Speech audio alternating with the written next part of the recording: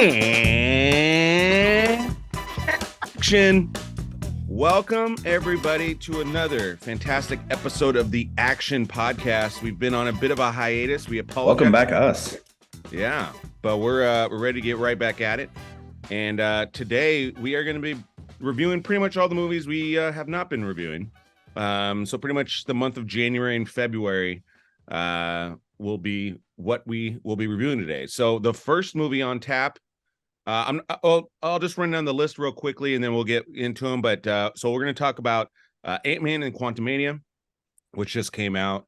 You People, which is on Netflix. Knock at the Cabin, Megan, Marlowe, Missing, Women Talking, Plane, A Man Called Otto, Whitney, Avatar, Babylon, all your movies that you've been wanting to hear about. We're going to be talking about them. So with that, Pete, let's get into Ant-Man and the Quantumania. What were your thoughts? Well, after hearing what you said about it, about how it's setting things up, I kind of want to see it again. My first impression of it was, what is Marvel thinking, right? Like, I don't know. Like, I went into it because I've always liked the Ant-Man movies, I think more so than the normal person. I just thought they were funny. I thought they were, a good time.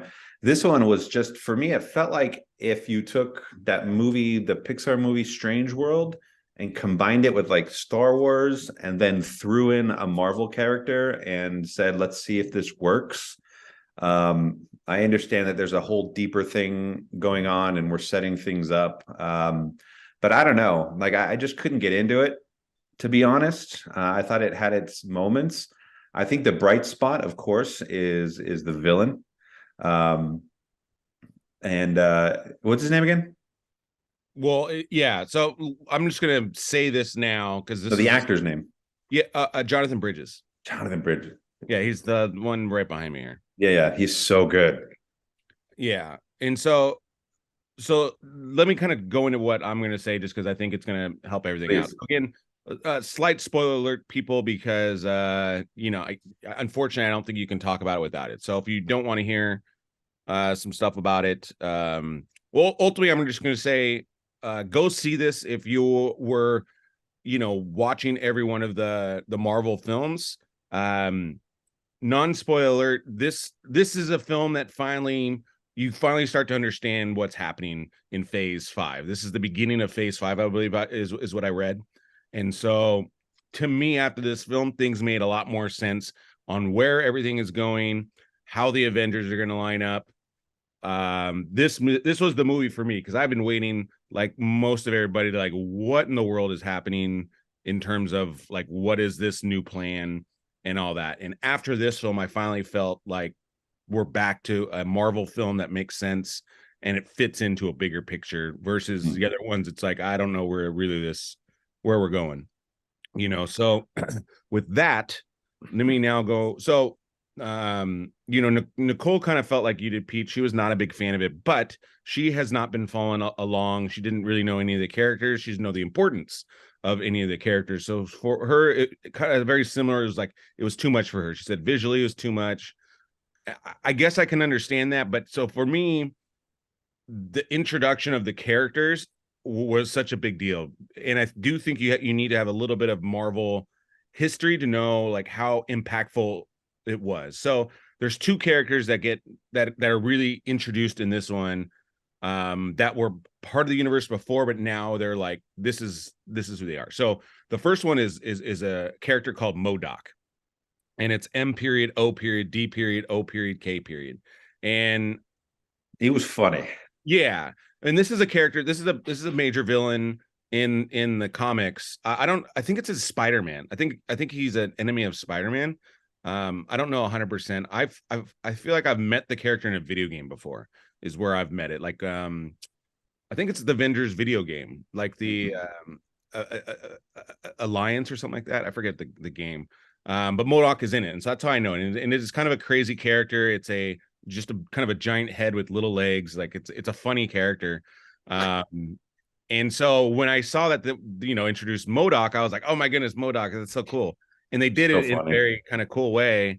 And so like that was cool. So I was kind of excited about that. And then the secondary character who we're looking to hear, he was introduced in Loki, and then he also made an appearance in another one of these films, right? Or no?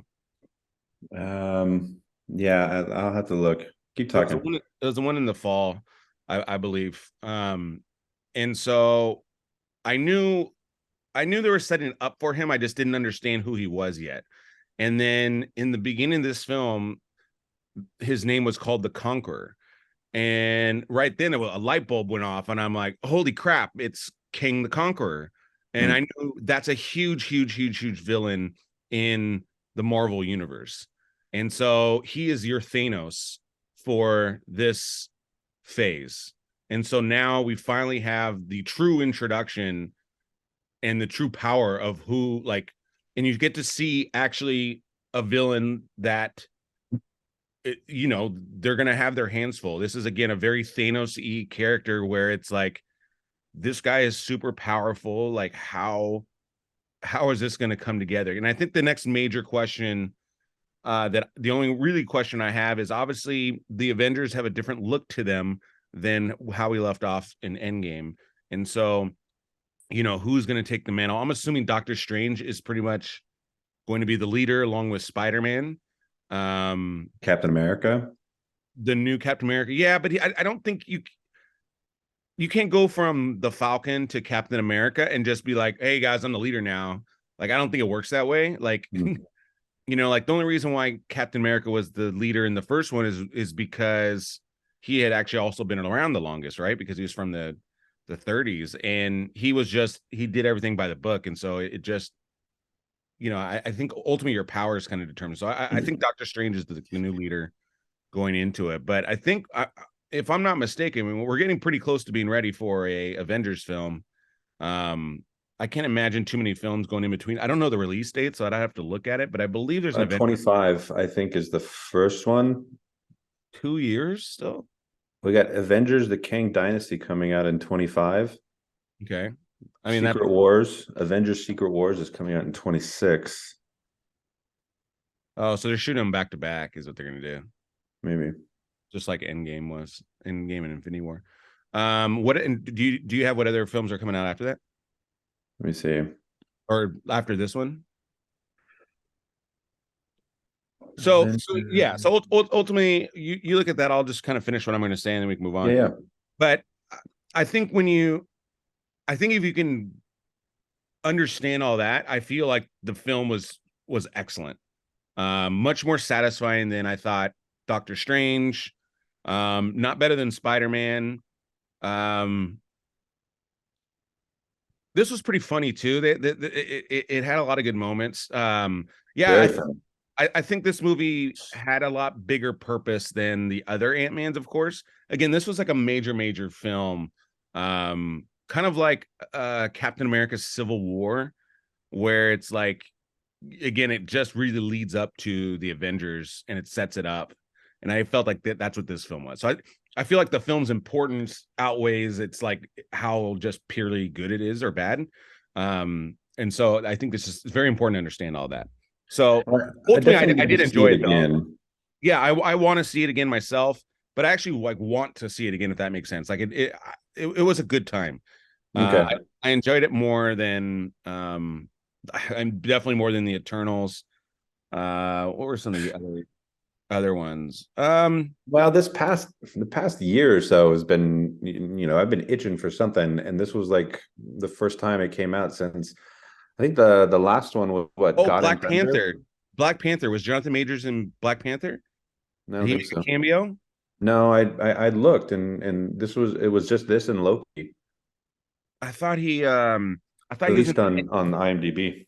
I thought he was in the end credit scene of Black Panther. It's possible. Maybe. So coming up after Ant-Man, you have Guardians of the Galaxy 3. Yeah. And you have the Marvels, November. Captain America: New World Order in May of 24. Thunderbolts, July of 24. And then Blade, September of 24. Okay. So and then you'll probably get the Avengers movie coming right after that. Yeah, so I think a lot of these won't necessarily have to do, except for Guardians of the Galaxy. But I think that's gonna be kind of a different storyline than I think King the Conqueror. I mean, they'll get reintroduced to it probably at the end, maybe, but we'll see. It'll be interesting to see how these all play in together. But some of those sound like they're just introducing the characters, Hmm. uh, versus like they're gonna be affected by this these events. But yeah, I feel like I like this a little bit better than Black Panther. Um, the second one. I could see that. Um, I yeah, mean, it's tough to compare it only because I mean, there's just so much um there's so much weight attached to that Black Panther, just both like what you're seeing on the screen and then everything that you're feeling because you love so much the Black Panther yeah. world and the characters and all that. So I don't know, it's tough to compare. It is tough to compare. I mean, they're almost two different films. But I'm going But to see it again. I'm going to reserve judgment. I'm just telling you what my initial thoughts were, and I'm a Marvel dude, with the films anyways, not like comic books or anything like that. yeah, And I've loved the whole universe so far. I thought the past year or so has been rough, but I'm still there, and I've been waiting for this one to come out. But I need to see it again. It just didn't blow me away right off the bat. yeah. Yeah, again, for me, like I said, just the understanding that he's King the Conqueror for me, like it just gets me excited for like again, I'm ready for the Avengers film now. And I wasn't necessarily before yet because I just didn't really know what was up. So Yeah. awesome. Let's move on because we got a nice list here. So our next film is You People, which is on Netflix. If you haven't seen that, I definitely recommend seeing it. It's really funny. It's Jonah So Hill, funny. Eddie Murphy, Lauren London, Julia Louis Dreyfus are the main stars. Yeah. And Jonah Hill, I mean, is the main star. yeah, I did. I already said his name. Oh, I didn't hear you say Jonah Hill. It was the And first David name I Duchovny. David, that's my man. yeah, David Duchovny makes an appearance as well. He's the dad. He's yeah. funny. So yeah, ultimately, I think this movie is very funny. One of the better comedies I've seen, definitely this year.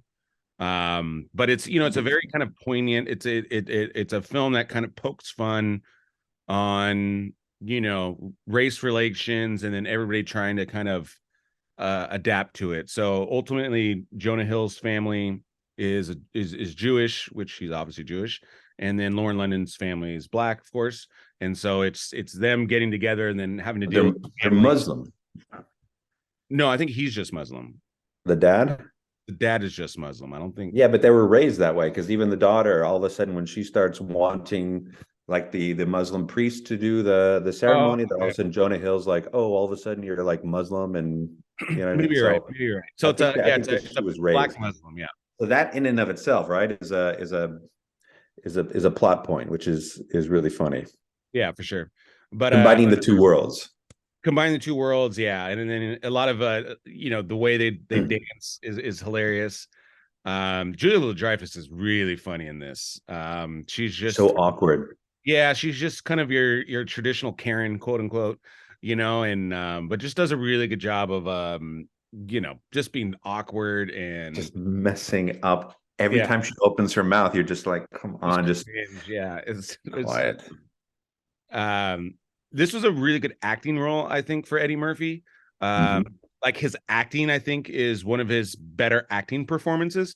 This is not, I don't think, his funniest role, but it's a very good role for him. But again, I obviously kind of wish he could just kind of unleash and be Eddie Murphy, but obviously that's not what this role is. So you have to be, don't go in this thinking you're seeing, the purely outrageous Eddie Murphy. You're seeing Eddie Murphy, the actor, play a very good role, and he's perfect for the role.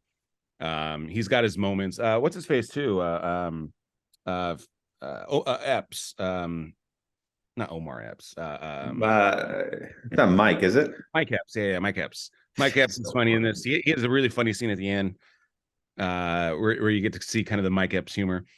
And Yeah, he plays yeah, Uncle EJ. yeah, there's just tons of little not cameos, but just tons of little bit roles for a lot of good actors and comedians, and it's very good. So definitely check it out. Anything else you want to add? No, I mean, I think that this was I mean, from just the opening credits, before you even visually see anything, you hear Jonah Hill and his counterpart doing their podcast, and they're talking about Obama, and it's just so graphic, and it really just sort of sets the tone for the whole film. And it is one of the funnier movies that I've seen. It was very under the radar. Yeah. There wasn't a lot behind it until I think after it was released. Then I started really seeing things pop up about it. But I remember going into it thinking, "Oh no, this can't be good. It's on Netflix." I don't know why there's that stigma attached to it, but I went into it not really thinking it was going to be anything at all, and I enjoyed every second of it. And I laughed, and then there's some really emotional moments in the film as well. But just seeing these two different groups of people having to try and sort of put everything aside in order to be on the same team as their kids as they decide to move forward with their lives together was I don't know, there was some real heart in this Yeah, film, for sure. and I thought that they really kind of played it beautifully and comedically, and I recommend it highly. Like, if you need something to watch and you're at home, you go see You People if you haven't already seen it.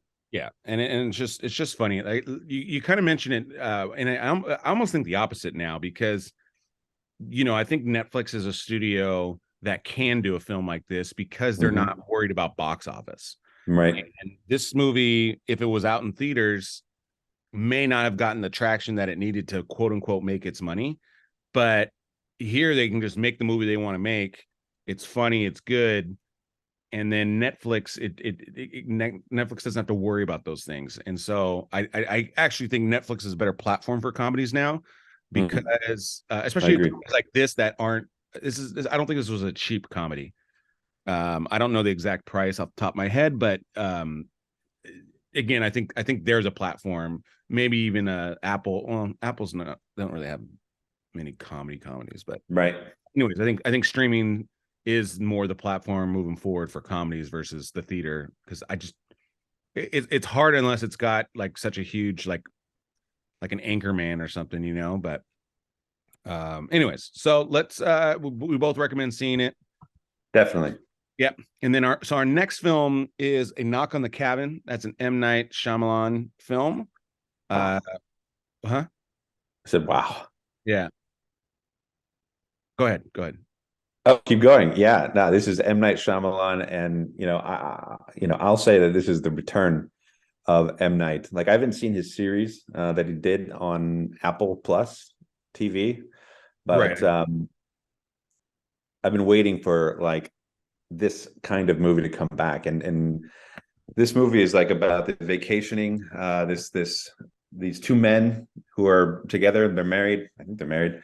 They have an adopted daughter, and they go out to a cabin, and they are taken hostage by four strangers who are armed, and they are basically made to make a very, very difficult choice in order to sort of avert the apocalypse. But this movie starts off right away. There's no build in. Like, you get started right away with Dave Bautista walking into the world, and it just gets going right away. It's shot beautifully, and the acting is incredible. Staging and the cinematography of this film is fantastic.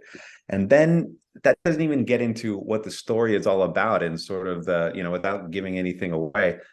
Is it real? Is it not, right? Like, you go through all of these different events.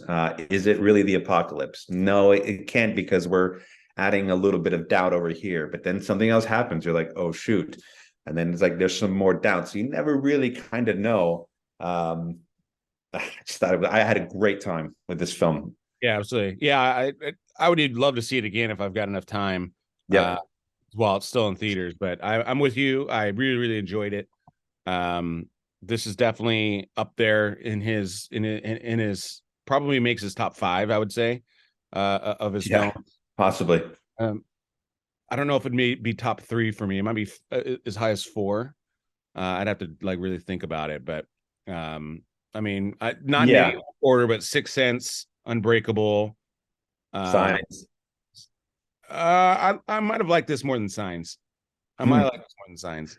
Signs, I mean, Signs, I don't know. Signs I just love so much. This one and Signs, I think, are tight 3 and 4. And then Split was really good, of course. That was good. And then what was the third one? Glass. Glass. Yeah, I really like Glass The too. Glass was fine. But yeah, so this is up there though. So again, highly recommend. Just I don't think this is so I want the audience to be kind of clear on expectations. This is not a Sixth Sense type of a film. This is just more of a amazingly well done thriller that does make you question things, but there is not a kind of you know huge kind of like a twist or reveal like the classic Shyamalan where it's like holy shit. It's not like that. It's more of a thriller where you don't know what's happening.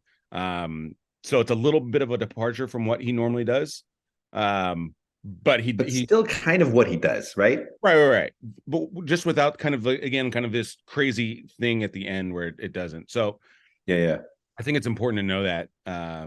But regardless, I still think it's amazingly well done. And I was reading a review on it, and basically they're saying if he does this for the rest of his career and keeps pumping out films like this in this genre, then I think audience is going to be really really happy, and he's going to go down as a goat. I mean, he's definitely a goat in our generation, but all time, like Hitchcockian type of all time. Bold statement. He's got a impressive career so far, but again, if he does more films like this where they're just so well done and tight, Yeah. He does 5 more of these. I mean, that's a really really amazing career. Yeah. I mean, not that I need to give him any career advice like at all, but he had a stretch where it was like, what's going on over there? Like, what are we doing? But I mean, I think he's right back into, sort of his wheelhouse of just making just fantastic movies that really just make you think, and they make you go through a journey and experience a lot of different sort of emotions. And it's just really well done. I would go see this one again for sure. And then it even has like again like the depth, like the opening scene mirrors Frankenstein, right, with the little girl and big massive man. So again, it's got a lot of depth to it. So go see it. And if you're really interested, if you loved the movie so much, I guess it's based on a book or a short story or something like that, that apparently the ending is much different. However, it's always good to go back and compare, and what have I done it this way? And it's a really fantastic movie. And Dave Bautista is fantastic in it. And I know that he wants to stay away from certain types of films moving forward, like a Guardians of the Galaxy style. But if he does this well in these kinds of movies moving forward, you're going to see him for a long time. Yep. Okay. Next, we have Megan. When Megan's about basically a kid goes through some trauma, and the aunt is a computer scientist and develops a kind of an AI toy to help kids cope with kind of massive trauma. And I'll go first on this one. I actually really like this one. I was a little worried it was gonna be like too creepy or just not work, but I thought it was a nice little film, entertaining. I think this is a kind of a film you just go to enjoy, almost more a little bit of a popcorn film. Right. But I enjoyed it. I was there for the ride, and I like simple kind of. I was good with it. Sure. You got to think about the time period. I mean, this was one of the first movies that was released this year. And so this is generally the time of year when, Hollywood just kind of throws their movies like, okay, let's just put these out. And there's nothing really behind them. It's kind of a low sort of period for film. Yeah, so it's award seasons. All your award films just came out in just November, December. Right. And this is like you're saying, you're just kind of releasing your leftovers. Yeah, so there was really no expectation with this, and oh my gosh, is this going to be like a Chucky movie, like a doll? Is this going to be Annabelle? Is it going? What's this going to be? But I'm with you. I enjoyed it. I had a great time. I think that they're setting it up for. I think you're going to see more Megan films. Yeah. in the future. The Just mega because dance you is do go on insane. that journey. And it's creepy. Like just having Yeah. this doll, just like, hey my God, like The Megan dance, like the oh, the Megan dance was frightening. yeah. Like you just that is burned in your mind. And if you ever see that in real life, you're gonna scream and run out the room because it's Yeah. frightening. All right, let's move It's on. almost like a throwaway. Go Yeah. ahead. Let's move on. We gotta really kind of burn through these if we're on the Okay. clock.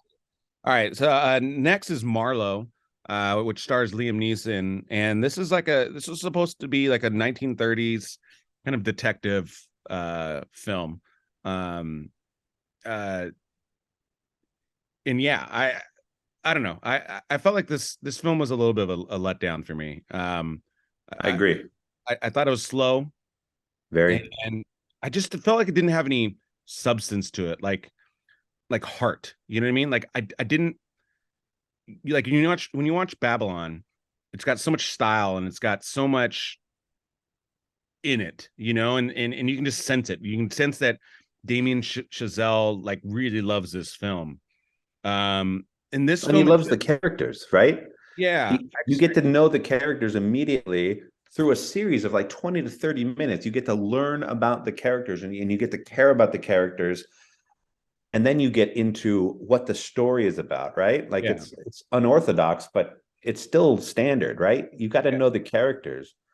With Marlowe, you get introduced to Liam Neeson and Kruger. What's her name?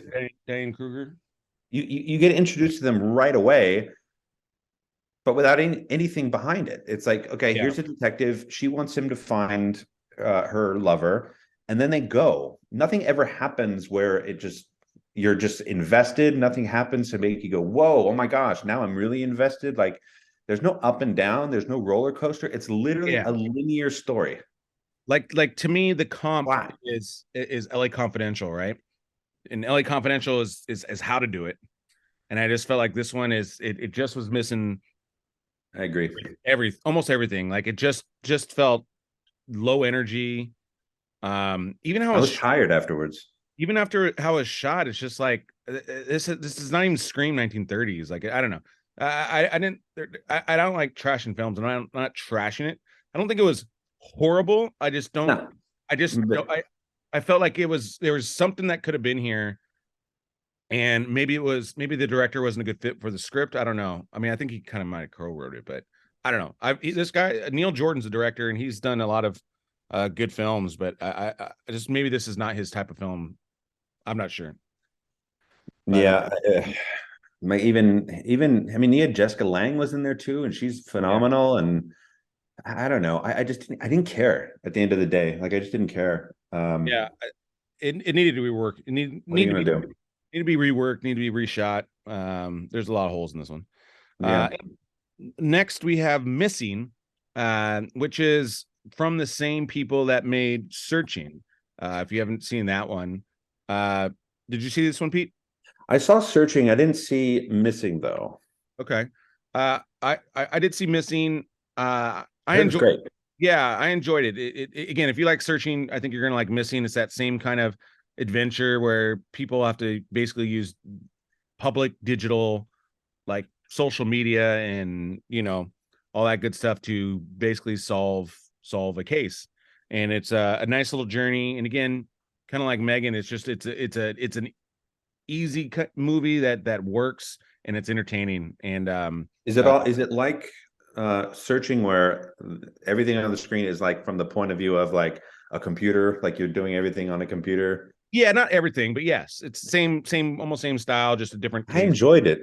Yeah, yeah, I think it was fun. I want to see it again. I think I missed the beginning because I was late, but it was good. I enjoyed it. Nice. Next we have Women Talking. This one was built up to be, a major kind of like award season film. Um, Pete, did you see this one? I didn't see this one. Okay. I'll talk about this one. Again, keep it kind of short. I think the acting performance this one was great. I think the premise sounded very good. It's based off of a true story, which I think is important. I just felt this film was too easy. Like Hmm. I felt like this was a 30-minute short film, maybe even a 15-minute short film that you can have some great scenes in it, and it's like, okay, cool. but I felt like the decision wasn't that hard. And it's like, yeah, you should just leave. Like, why would you stay? Like the reasons, it wasn't compelling enough for the reasons to stay. Like, it just didn't make any sense. And you Mm. say, oh, but the fear, blah blah blah. It's like, no, dude, like it's not that hard. Like, you need to leave. So it's like, you didn't need to make it an hour and a half. It could have been 30 minutes and very good. Versus like they're still debating and it's at minute 45 and it's like, what's the debate, guys? Come on, like let's leave. Let's take off. Yeah. So I think it's just kind of a huge kind of story flaw in it. But I've heard incredible things about the performances. cinematography is great, the acting's great. Yeah, I just think the script is just, it wasn't tough enough. The choices weren't tough. There are some good dialogue scenes in terms of like, there's some great scenes in it too. There's a lot of goodness in this film. Just again, it's like, yeah, it wasn't difficult enough. It would be my thing. So I would say if you're really into film, I would say see this. I think you should see it, especially if you're into watching like the Oscar kind of contenders. It's definitely gonna be an Oscar contender for certain categories. I just say overall that this should not be a best picture film. It should not. Next is Plane with Gerard Butler. Oh, Go ahead, yeah, Pete. this was another one of those movies that came out at the beginning of the year and was like, this was an homage to, if this movie came out like in the 90s, this movie would have been a top hit, right? Like it was just one of those movies that you come in and it's action packed. Gerard Butler plays your typical 90s, like late 80s, early 90s action star who is a pilot in this scenario. And it was a fun ride. It was thrilling, and I thought that he did great. I enjoyed this 100%. Yeah, absolutely. Again, another film I definitely want to see again. I almost bought it the other day just because it's like I want to watch it. It's just again a fun ride, entertaining, and definitely one of the best pure action films. I think he's a guy that I'm really feel like I can rely on because he's also a producer. And so I think he's very selective on kind of what the films that he does. And so, I his last few, like Greenland is kind of, also very good that he did. Hunter Killer, I really liked. So for me, Gerard Butler is right now a very bankable star for me. Yeah, he's reliable. Where I feel like I'm going to go see what he's making. So go see it. I highly, highly recommend. Next, we have A Man Called Otto, which stars Tom Hanks. I believe it's based off a book. Did you see this one, Pete? No, I didn't. Okay. But I want to because that's my dude. Yeah, I think this is a solid film. It's entertaining. Tom Hanks, definitely kind of a different role for him. And it's got some heart to it as well. The secondary characters are also very good in this. And it's a kind of a fun, kind of emotional, not fun. It's not fun. It's a nice emotional journey, good story. And I think it worked overall. I enjoyed my time. And again, it even hit me a little bit with the heart more than I thought. So it exceeded my expectations going to it. And my wife said the book that it's based on is incredible. Yeah. I heard that as well. Okay. Next we have Whitney, the Whitney Houston biopic. Did you see this one, Pete? Saw a bit of it. Okay. And was impressed. I saw a little bit of it and was impressed immediately by her performance. And then I won't get into a lot of the details, but what they sort of reveal is sort of happening in Whitney's real life versus the public facing life is really quite interesting. I had zero idea that was really kind of going on in that world. So I need to finish the movie, but it's really good so far. I love biopics, especially music ones. Yeah, and what I like about this film and again biopics in general with musicians, especially these musical biopics, is it's just a reminder sometimes of like their music. Like the thing I loved about Ray was like I didn't know a lot about Ray, so to listen to the songs and how they make the songs is excellent. And learning Whitney Houston's process, because everybody's different. some people are the ones that they write songs, like Eminem, right? He's riding on a bus, writing lyrics down. Whitney Houston wasn't like that. She wasn't a writer. Yeah. So, people had to write songs for her, and to see that process, and then they would have other people sing the songs, and then she would just listen to someone else sing the song and be like, oh, I can do that. And then she would put her take on it.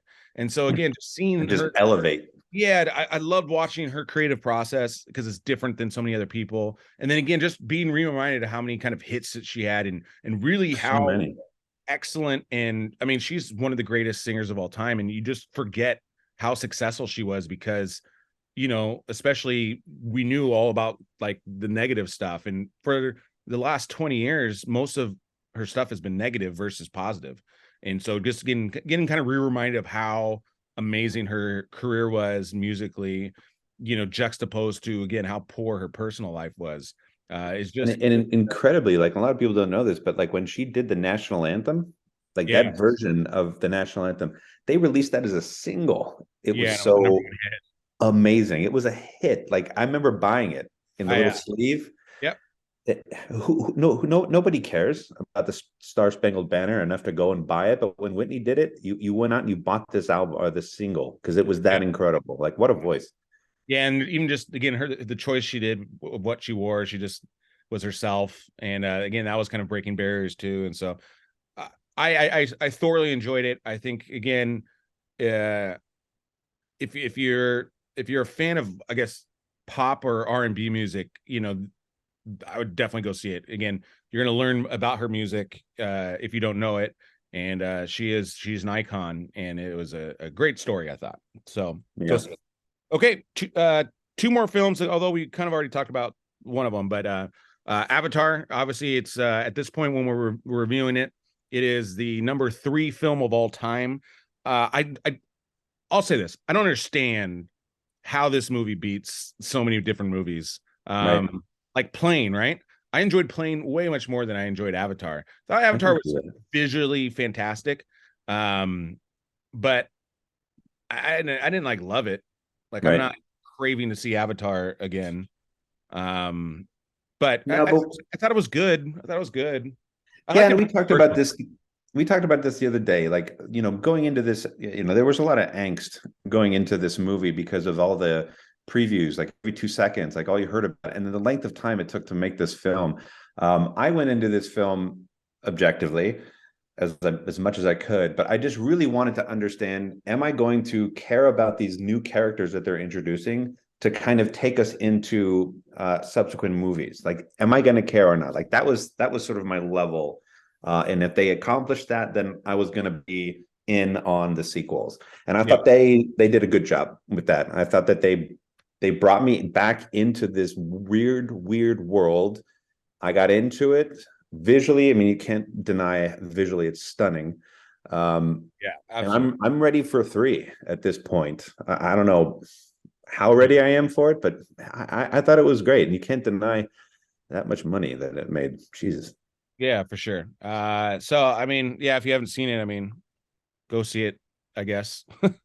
Go see it. It's just long. I think that's maybe why I like it not less is it's just like you go into it and you're just like 3 hours. Like you Yeah. can do this in 2.5. Like I don't know. There was a couple scenes I'm just like you didn't need this. I Right. felt like this could have been edited tight, and then it would be amazing film versus a good film. So Right. that's just my personal opinion. I've You okay, have to and see it at least once, though. yeah. And then lastly, and we kind of already went into this, but it's Babylon, but I want to talk about it more just because me personally, I absolutely love this. And the difference, so this one's also a 3-hour film, but I I I I love it more. I bought it and it just came out on Paramount Plus, and I knew I was gonna buy it and it was gonna come out on Paramount Plus, but I was like, I wanted to watch it again because I love Saw that. the first 45 minutes of it is such a I already watched it twice though, so I already got Yeah, my I'm halfway through my second viewing again because it's just like, it's such a ride for me. And again, like the film, I love the time period, and I love just the film history aspect of the film. And it's just for me, this is like my candy. And I just absolutely love this film. This film did not do well in the box office. I think it's barely gonna. Well, I don't think it's gonna make its money, but it's getting closer to making its money back worldwide.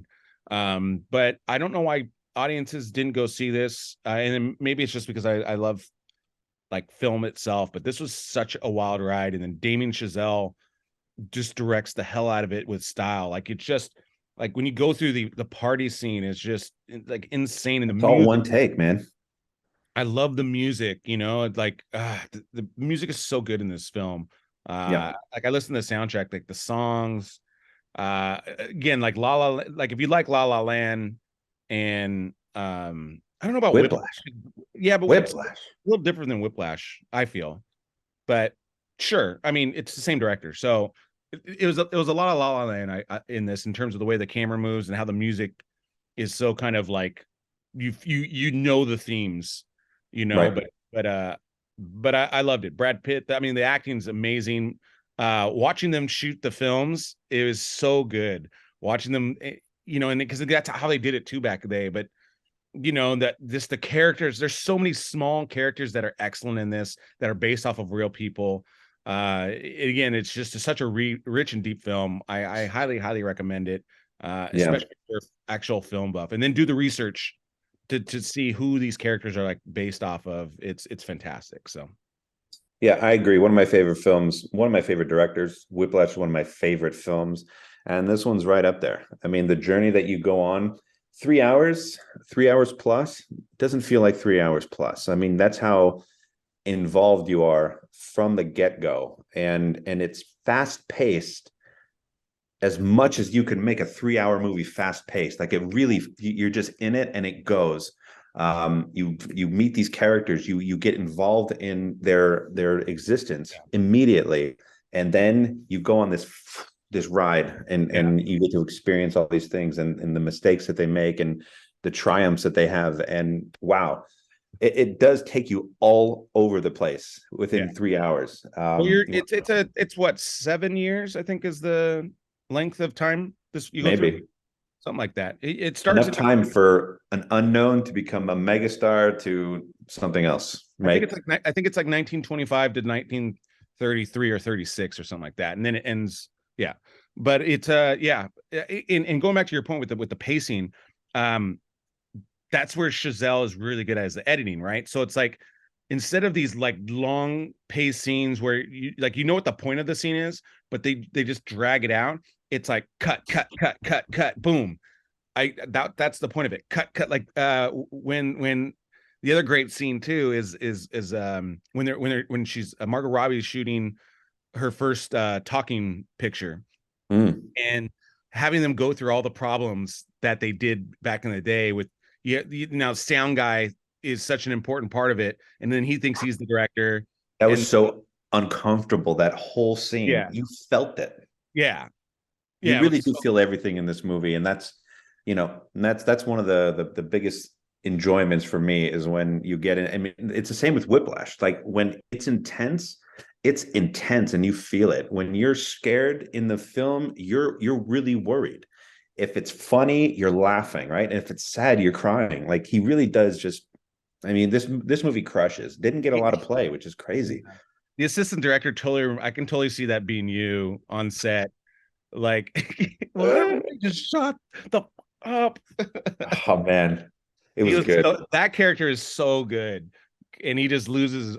Just watching everybody kind of lose their mind in these scenes again. This is a film that could have just been an absolute disaster. I mean, again, it's for whatever reason wasn't successful, but on screen, this is a smashing success on how they're able to tie everything together. And yeah, there's so many good performances. I think it could have been a disaster with a different director, with different actors, with different That's my point. performances. That's my Like point. Yeah. it was this movie really captured lightning in a bottle in a way, and it's a shame that it didn't get as much acclaim as it deserves. Yeah, I feel like this film has legs, and I think the more I think word of mouth, or maybe it'll get on like a streaming service, and then people will Like kind of Paramount Plus. watch it. Yeah, well, right. Well, people will watch it kind of on their own time, and then they're going to see, because you can just watch the party scene and then bolt, right? Right. And you're like, wow, that was a great little 30-minute, 40-minute scene. You can just watch the silent film scene and I'm out. Like, you can compartmentalize this film so good because there's so many good scenes. You know, the making of the big picture, the epic. So I think I think this film is going to kind of have a lasting effect where you're going to remember this film 10, 20 years from now versus a lot of these films you're not. So yeah. Awesome. Well, that, Pete, concludes our action-packed episode. We reviewed 12 Two films. things. 12 films. Two things. Yeah. Two things. Real quick. Quick little boom streaming. If you have a couple hours, you want to watch something and you're in the mood for romance and comedy, Your Place or Mine on Netflix. Yes. I forgot about that. Hilarious. Reese Witherspoon and Ashton Kutcher. Yeah. It's a nice watch. It's cute. Yeah. Nice date date film. It's a good movie. You should watch it. The other one is on Apple TV Plus Extreme. It's called Sharper, and Julianne Moore's in it. The guy who plays the Winter Soldier is in it. I forget his name. Yeah, I know his name. Winter Soldier's in it. This movie is intense. It's a con man movie. I won't tell you anything about it other than I was riveted from start to finish. And even at the end, you're just like, oh my gosh. I'm looking at the name. It's a great watch. Sebastian Stan. Coming up is the only thing that's really coming out this next week that has any sort of traction at all. And I can't even believe they made this into a movie is Cocaine Bear. Oh, that's right. I'm kind of curious about this film. I have a feeling this movie's going to crush. I don't know why. Cocaine Bear. It's, you know what the crazy part is? I feel like this is a violent night. Yeah. I know it's based on a real story, but I feel like it's going to be like a violent night thing where you're going to go into it thinking it's like an absolute joke, and yet it's one of the better movies that we've seen all year. Yeah. Wait, it's actually saying Megan's like coming out, so maybe Megan hasn't been fully released. I think it's been released for a while. And then we have a Ghost on is coming out on Netflix as well. Oh, with Anthony Mackie, yeah. So we'll be checking that. There's a couple other ones. We'll see. We'll be selective. We'll promise you those two, and then this was a catch up, right? We just decided to do a massive dump of information on you now.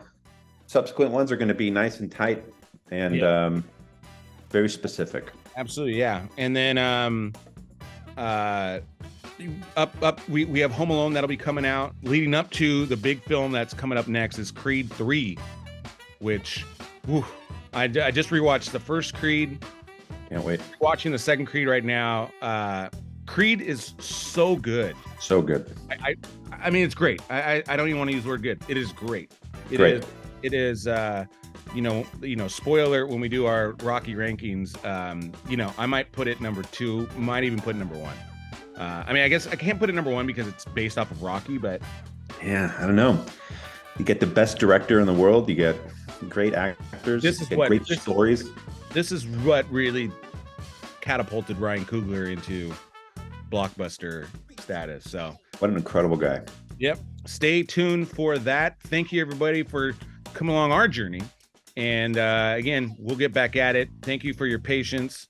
And Action Podcast is back and live. And with that, Pete, that is a cut. Thanks, guys.